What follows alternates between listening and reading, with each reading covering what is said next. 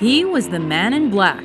Welcome to WatchMojo.com, and today we're taking a look at the life and career of Johnny Cash. I keep a close watch on the heart of mine. I keep my eyes wide open all the time. John R. Cash was born February 26, 1932, in Kingsland, Arkansas. He grew up amid the difficulties of the Great Depression and worked on the family farm with his siblings.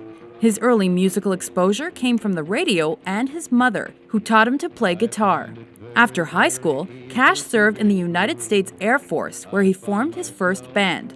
Following his discharge in 1954, he married his first wife. They moved to Memphis, Tennessee, where Cash worked on his music. He did not impress Sun Records with his early gospel songs. However, a few months later, he caught the label's attention with the rockabilly sound of his band Tennessee 2, which was later called Tennessee 3.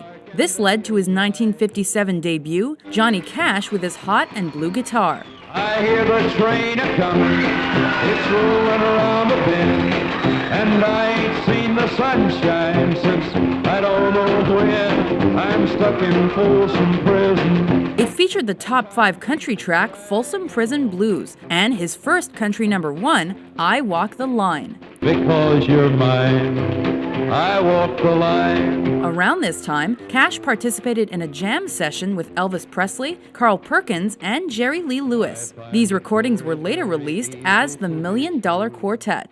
Cash began to seek more creative control with his music. With Columbia Records, he released his first gospel LP in 1959. He also had chart success with secular recordings. In fact, Ring of Fire was his biggest hit to that point. I fell into a burning ring of fire. The 1960s were busy for Cash. He toured with traditional folk music group The Carter Family and appeared on television and in movies. He also released a few concept albums and a Grammy-winning duet with June Carter. Yeah, I'm going to Jackson. Look out, Jackson town. We'll go on down to Jackson. In addition, Cash found success with 2 live records taken from his performances for prison inmates. Despite these professional successes, Cash's personal life was being destroyed by drug and alcohol addictions and trouble with the law. With guidance from the Carter family, Cash cleaned himself up following a spiritual epiphany and married June Carter in 1968. Unfortunately, he battled these addictions again on several occasions during his lifetime. In 1969, The Johnny Cash Show made its television debut.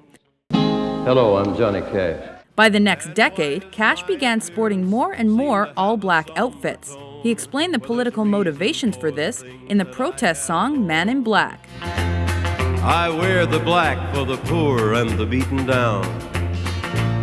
In the early 1970s, Cash continued producing hits. He appeared in the movie A Gunfight and performed for U.S. President Richard Nixon. He also became involved with the religious film The Gospel Road and its accompanying soundtrack. But his popularity began to wane by the mid-70s, and he only had a few sporadic successes. Then, in the early 80s, he achieved moderate success with Perkins and Lewis on the Survivors Live album. How do you do? He formed country supergroup The Highwaymen with Chris Christopherson, Waylon Jennings, and Willie Nelson, and they dropped their first album in 1985. The next year, Cash, Lewis, Perkins, and Roy Orbison released the Grammy-winning record Class of '55. Following a brief period with Mercury Nashville Records, Cash enjoyed success again in the 1990s. He broadened his audience by collaborating with contemporary artists, had a top 5 album with the Highwaymen's sophomore effort, and was offered a deal with American Recordings. Following the release of the critically acclaimed album American Recordings, Dear, you're all my life. Cash won another Grammy for the Tom Petty and the Heartbreakers-backed effort Unchained. Though Cash's health was deteriorating, he continued to record. In 2000, he reflected upon his illness on the dark disc American 3, Solitary Man. 2 years later, Cash continued his introspection on American 4, The Man Comes Around, and this album featured his popular and poignant cover of the 9 Inch Nails track, Hurt. I hurt myself today to see if I still feel. On September 12, 2003, Cash died from diabetes complications. Posthumous releases included the Oscar-nominated biopic Walk the Line, the top 5 compilation The Legend of Johnny Cash, the #1 album American 5, 100 Highways, and the top 3 disc American 6, Ain't No Grave. Johnny Cash influenced many with his humility, rebellious image, and genuine songwriting. Though he experimented with rockabilly and gospel, he will always be remembered for being a country music legend. I would find a way.